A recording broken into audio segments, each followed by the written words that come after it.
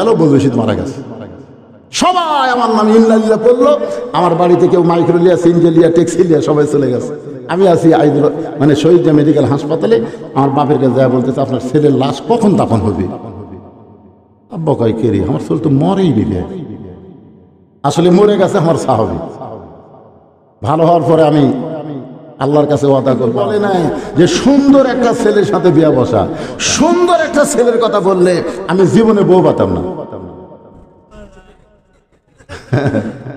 আমি যে কয়টা মেয়ে দেখবার গেছি, আমি নিজে দেখবার যে কয়টা গেছি, একটা মেয়ে আমাকে অ্যালাউ করেন। পরে আমার বাবা কইলাম, আব্বা আমাকে লে হবি না, আমাকে বাদ দেখে দেখেন। যাই হোক, বর্তমানে আমার যে বউ আছে, আর বাপ যে কি বুঝলো, আমার সাথে বিয়ে দিল না দেখে। আজকে আমার শ্বশুর আমার গাড়িতে করে, বুঝলেন, আমার গাড়িতে করে আমি বগুড়া নিয়ে গেলাম। আজকে সন্ধ্যার বাজে আমার শ্বশুর আমার সাথে গেছে। এখানেও আসবার চাইছিল, কিন্তু আমি আনিনি। আমার শ্বশুর আমার চাইতে দেখতে ছোট মনে হয়, মানে দাড়ি তুলে ঠিক মতো পাকেইনি, বুঝলেন। বয়স আছে, কিন্তু বয়স চোখ।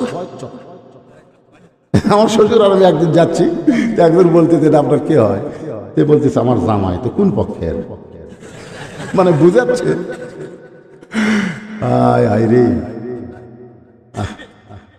বিয়ে দিয়ে আমার শ্বশুর মানুষের কাছে বলে, আয় হায় রে, কালোর সাথে বিয়ে দিয়ে যা মজা, সুবহানাল্লাহ না কে?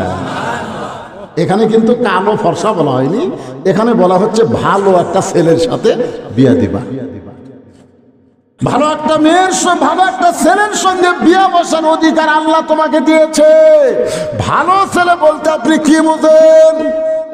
ভালো ছেলে বলতে বুঝতে হবে যে একটা টাকাও বিমান নিবে না, মহারানা নগদ পরিশোধ করবে।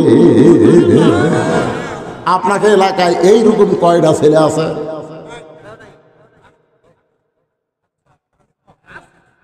কারা কারা বিয়ে করেননি তারা হাত তোলেন তো দেখে। যারা বিয়ে করেননি, এখন আমার বাপ সবসময় গল্প করছে, হাদিস জানে আব্দুর রশিদ ভাই, আমার বাপ গল্প করছে, 3 ছেলে নিয়ে আমার কোনো টেনশন নাই।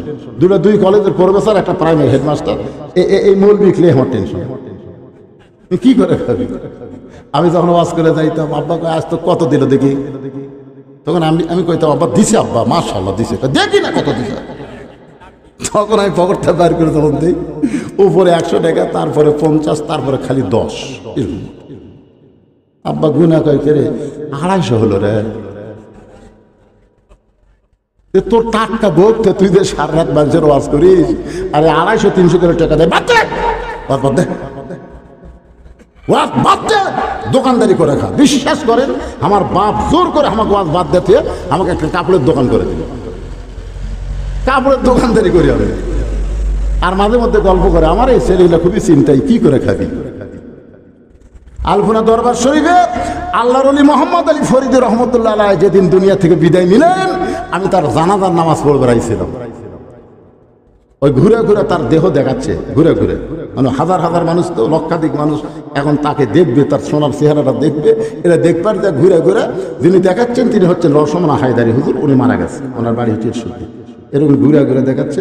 আমি ঘুরে ঘুরে দেখতে গিয়া হুজুরের মুখের দিকে তাকায় আমার চোখ আর সরে না।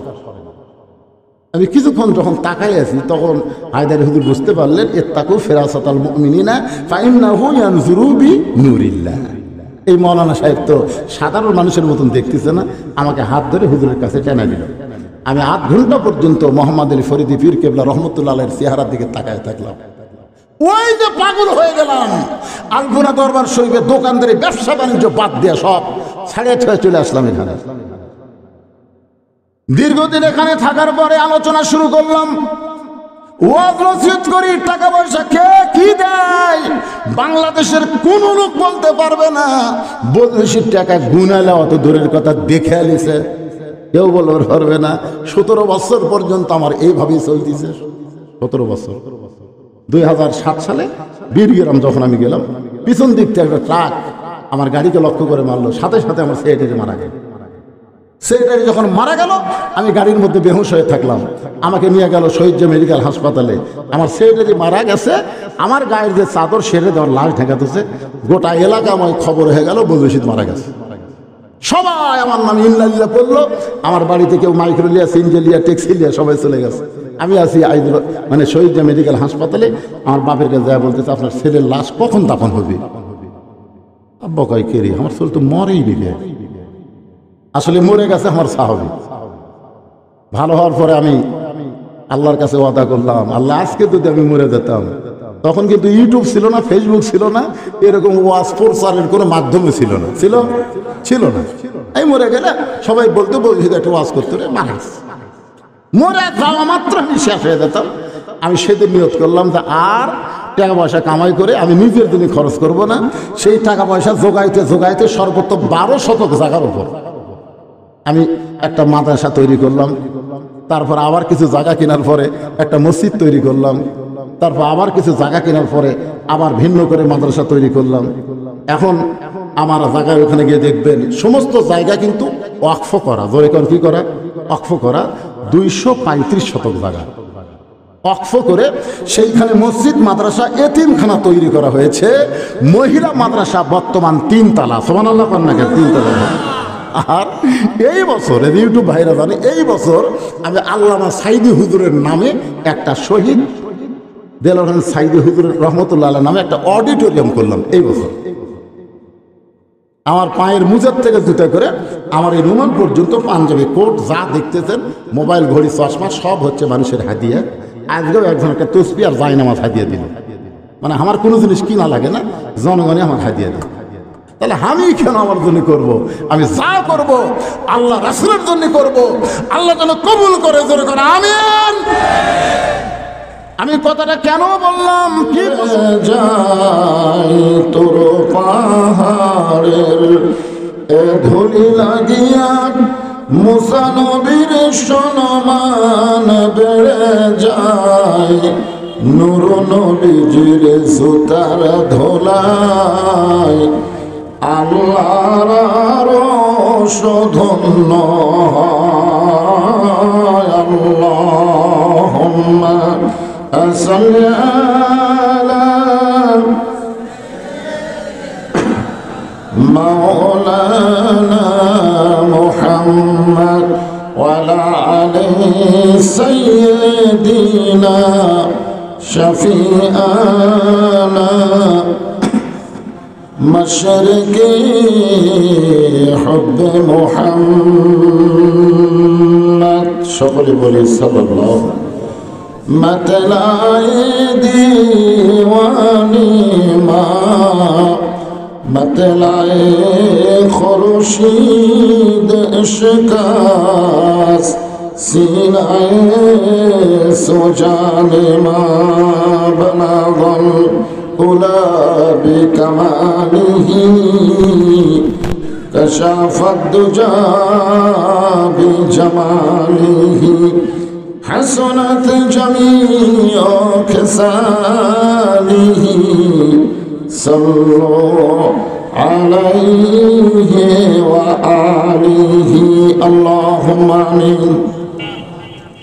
জান্নাতের বাগান থেকে জান্নাতি মানুষদেরকে নিয়ে আমি গুনাহগার তোমার রহমতের দরজায় দুখানা হাত তুলেছি। আল্লাহ, হাসরের ময়দানে জব্বার কাহার নামে রূপ নিয়া তুমি যখন বিচার শুরু করবে,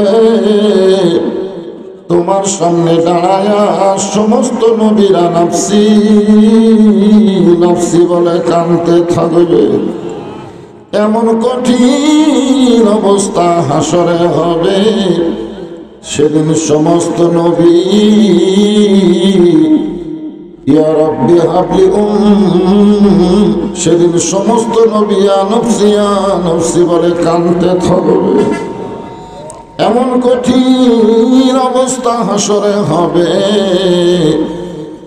সমস্ত নবীরা তার উম্মতকে ভুলে গিয়া বলবে, আল্লাহ আমার কি হবে, আমার কি হবে। একমাত্র দরদি নবী শাফাতের কান্ডারি ইয়া রাব্বি হাবলি উম্মতি বলে সেজদায় পড়ে যাবে। সেই কঠিন মুসিবতের সময় আজকের এই মাহফিলকে ওসিলা করে আমাদের সবাইকে রাসূলের উম্মতের কাতারে আল্লাহ কবুল করে নিও। সুবহান রাব্বিকা রব্বিল ইজ্জাতি আম্মা ইয়াসিফুন ওয়া সালামুন আলাল মুরসালিন ওয়ালহামদুলিল্লাহি